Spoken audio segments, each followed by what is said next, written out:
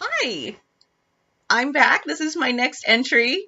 My child is laughing at me right now because I'm wearing the same thing and drinking the same cup of coffee I did in my first entry. But since I'm very limited on time where I can actually sit down and do these, I'm going to try to get a few of them out there. Because it's not often, I'm going to tell you the truth, it is not often that you are going to see makeup and hair done on me. If you see me out in public, this is not what I look like. I usually have the messy bun. I'm lucky if I've got makeup on. I'm lucky if I put my contacts in. I usually have my glasses on, and I'm in my typical yoga pants, t-shirt outfit because I have to end my day in yoga pants and I hate changing in the middle of the day. So when I start my day in yoga pants. So if you see me out and about and I'm wearing normal clothes, it is a momentous occasion. So while I've actually taken the time to look normal, I figured I might as well get a few blogs out there. One of the blogs that vlog, thank you, child. One of the things I wanted to talk about in my vlog is some health issues that I am dealing with, not just for my children, but for myself, that I'm going to be working on. Specifically, I have what's called adrenal fatigue, also something that's not very widely well known. It has been coming on for several years. I've had it for a while. It has taken my energy level completely down. I have gained a lot of weight. I'm much more filled out than I have been in the past. And I'm working on regaining my health, which is also one of the reasons that I'm trying to do a vlog. I have a wonderful, fabulous therapist. She's the reason that I'm able to keep going and do what I do. She's also the reason that several people in my life are still alive and I am not in prison for murder. And a lot of people have said, why do you keep going? You're wasting your time. And the people that say that are usually the reason why I'm there in the first place. So anyways, my child's laughing at me again. She actually suggested that I do this vlog to kind of share what I'm learning. So stress is a huge part of my life I've dealt with for years and years and years. I spent 21 years suffering from a panic disorder where I had daily panic attacks. When I was actually very, very young, I showed early signs of having an anxiety disorder. This is back in the 70s, and there wasn't much known. People really didn't talk about it. My parents thought I just didn't like school and didn't want to go to school, which was partly true. I liked my teachers. I liked my friends. I did not like going to school. Because I didn't feel safe. I didn't like being away from my house because that was my safe place to be. And being around other kids was scary. I was very, very quiet. I was very shy. I never spoke, which if you know me now, you would be amazed because now you can't shut me up. But when I was little, on all my report cards that they would send home, in citizenship, I always had, satisfactory, maybe a couple outstandings here and there. But every year the comment from the teacher was, she never talks. We can never get her to speak. Now I know where I get everything from. Now my child knows where she gets it from. So I was very, very shy. Well, that's because I had anxiety problems. And anytime a student in the class would act up or get in trouble, I felt like it was me. So if there was a child that got in trouble in class, even though I had nothing to do with it, I would get scared and have the feeling that I did something wrong, and I was scared, and I was scared for them, because back in those days, your parents could actually sign a form stating that the school had permission to spank you if you were bad. And in kindergarten, there was a little boy that was sent to the principal, and I was sure that he was going to get spanked, and that scared me to death. So I grew up with a lot of fear, which ironically, I also grew up on stage. And when I was the month before my 3rd birthday, I did my very first dance recital, and I was never scared to step out there on that stage, which is really weird to me.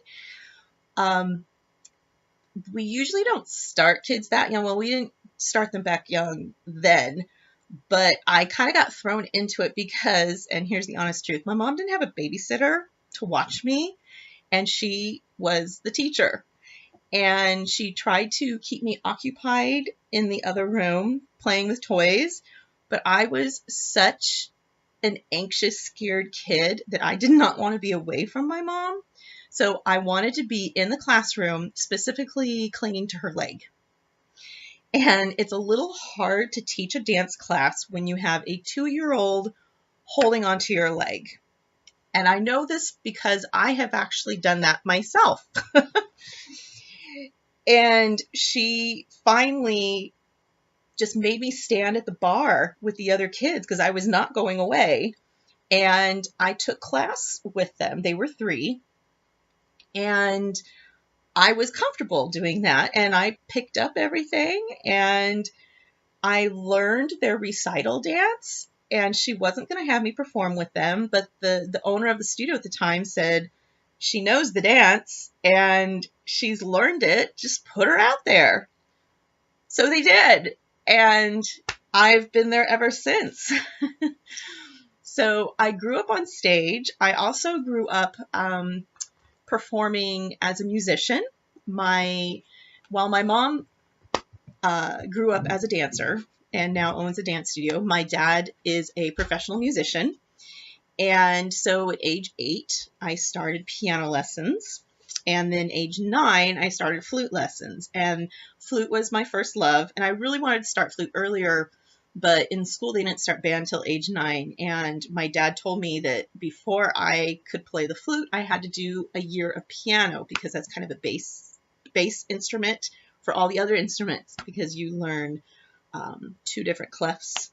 And it started me out. And I eventually went on and played professionally until my panic disorder took me down about the age of 20, 21. I was in college when my first panic attack hit. And I literally thought I was going crazy and went to the health department on campus. And they set me up with a psychologist on campus, and I was diagnosed with having panic attacks. I'd never heard of panic attacks before. I didn't even know what they were. Come to find out, my grandfather suffered from panic attacks from the age of 17 all the way up. I had no idea. It was never talked about. They never spoke about it at all. I just thought Grandpa was kind of grumpy and wanted to be left alone and stay by himself. I had no idea that his panic attacks were so severe he had agoraphobia. He could not go within a few blocks of his home. That was never talked about. Nobody ever talked about those things. So when I was diagnosed, and then my mom told me, oh yeah, that's what my dad had, that's when I started learning about it. It started out mild, but it stopped my being able to perform on flute. It's because even though I could take the anxiety medication to lower my feelings of anxiety, my body still reacted and my hands would uncontrollably shake. And you cannot play the flute if your hands are uncontrollably shaking. So it stopped me performing about age 21.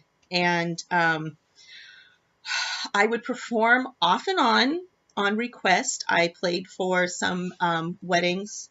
Um, Officially, my last official performance was in 1999 for my cousin Stacy's wedding. I played for her. That was right before I got married. And then that was it. I taught. I could teach my students. I could play with my students. I just could not get up and perform in front of other people. So it became a problem, and it kind of stopped the momentum that I was going on with my flute career. It was one of my first loves, and to be honest, I have actually not picked up my flute in a few years because I was teaching, and I had students that I had them for 9 to 10 years, sent them on, and then all of a sudden it got down to no flute students, and I had a lot of piano students, and I wasn't just keeping up with it with myself. And it wasn't until my youngest child, few years ago, when she reached 4th grade, decided that she wanted to play the flute. So I played a little bit again, got her started, but it's not nearly to the degree that I would like to be playing again. So even if I'm not playing in an ensemble group, I'm trying to kind of get myself back into playing again, and I actually am going to start up teaching music again. Before I stopped working, I actually kind of had 3 jobs. So my main job was directing the competition dance team, our dance troupe, and being a choreographer and instructor for them. My second job was music instructor. I actually taught for a private school for 8 years. I taught basically kind of like music appreciation in the classroom, and then I also was the choral teacher. So I directed their choir, and I was teaching private lessons on the side. So I teach private lessons in piano and flute.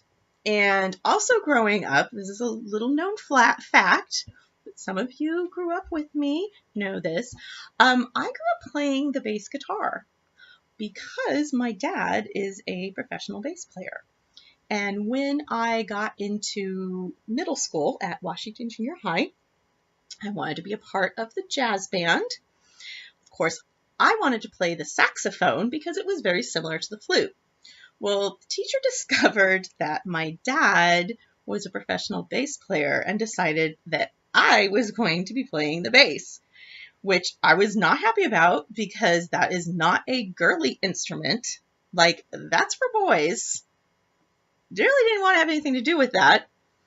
But I thought, what the heck? My dad was really excited about it, so I started playing the bass. And I loved it. I had so much fun. Met some of my favorite people that way. Played all through middle school, played through high school. I actually got a National Jazz Award my senior year, the Louis Armstrong National Jazz Award, which ironically, I was born the day Louis Armstrong died. So it kind of was a really special award for me to get. And I played a little bit in college. Of course, we had the all-girl rock band for a little bit with some of my friends. And when I went away to school, I actually did teach some bass lessons. Discovered that fraternity boys really like to learn to play the bass. And actually made some money doing it. So anyways, I used to teach bass as well. Have not taught bass in many, many years. My poor bass is sitting at my parents' house in need of repair, and I need to get back into it. I really kind of miss it. So I'm going to be getting myself back into the music thing again, playing, at least for me. I don't know that I'm going to get back into the performing aspect of it again, but I need to get back into just being able to play it for me because it was such a huge part of my life growing up, and my kids have kind of missed out on it because I have become so busy with being a mom and working that I don't sit down and play. So my kids actually have not even really heard me play very much at all. And that needs to change because I feel badly that my kids have not been given the music education that I received. They have gotten a music education because of me. However, when mama's the teacher and mama's working 3 jobs, the cobbler's kids kind of have no shoes, and mama has to spend her time with paying clients. So they kind of get overlooked on that. And I really feel like I need to correct that because they both have a love for music. And then the third job that I was doing is I started with my brother-in-law a branch of our dance studio called 3T Productions, and it deals with the acting and music aspect of performing arts. So it's called 3T because 3T stands for triple threat. A person that is a triple threat is a person that can sing, dance, and act.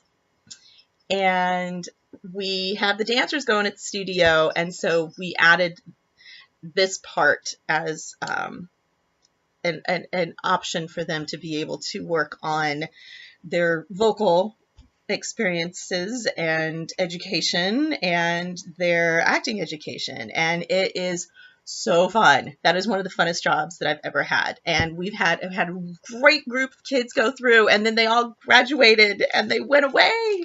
And the numbers started to get down, and then there was lots of conflicts with scheduling between classes that we needed them to take for our team and finding time to come in and do the extra things.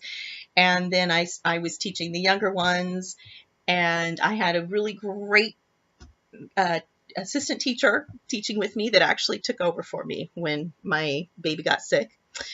And then she had to go away to school. So I stopped the classes. So there haven't been really any classes going at 3T Productions for about 3 years. There's been a little bit of interest. I've had some people contact me. I've tried a few times to get things going again. It's just so much work on top of what I'm doing.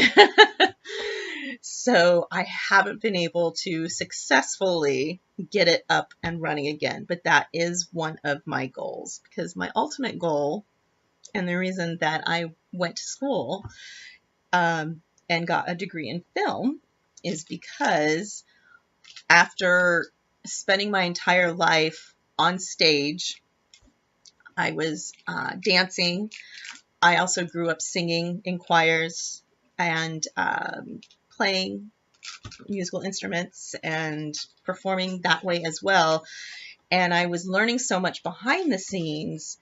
I wanted to pick a career that would incorporate all of those things that I'd been doing for my life and put them together. And film was it. Film, I could use my music background, my stage background, my directing skills, my choreography skills.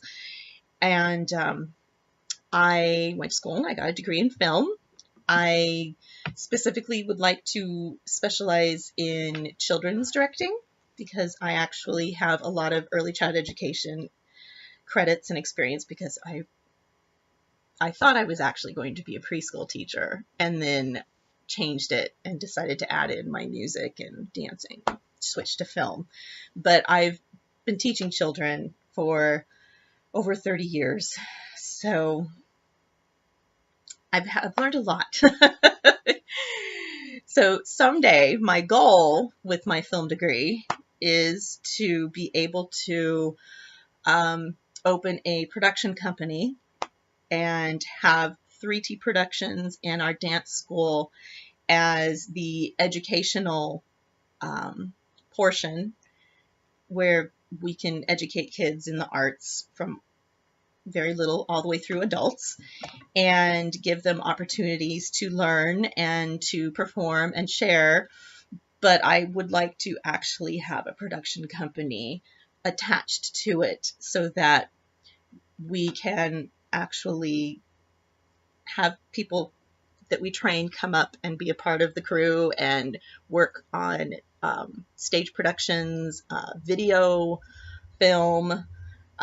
So I have a lot of friends that I'm hoping to be able to kind of collaborate with that have production experience, and we can collaborate our skills together and work on some projects and do some really fun stuff. So that's kind of a little bit about my education background and what I do. So currently, I am right now just working for the dance team. I've cut back on the number of hours that I'm actually in the classroom. I'm doing more from behind the scenes, and hoping to get back to the classroom little by little, and then start at my music students again. So in order to do this, though, I need to physically have the energy to do it, because people don't realize how much energy you actually spend teaching. Teachers get it. You go home at the end of the day and you are wiped out. Well, it's the same thing when you're teaching the performing arts. It doesn't matter what subject it is. It's the fact that you are having to share your passion and your love with them. And it doesn't matter what's going on in your life. You could be having the worst day ever. You have got to pull it together and give that student a wonderful experience and give them your best. And it takes a lot out of you. And the adrenal fatigue that I have been suffering from has really kicked my butt. So I can teach one class at the studio and I'm wiped out. I might as well have ran a marathon. So that is something that I'm working on, getting my energy level back up with my health, being able to drop a little bit of weight, which I think is going to help with that as well. I'm actually going to be trying something. It's a 30-day program. And if it works, I will share it.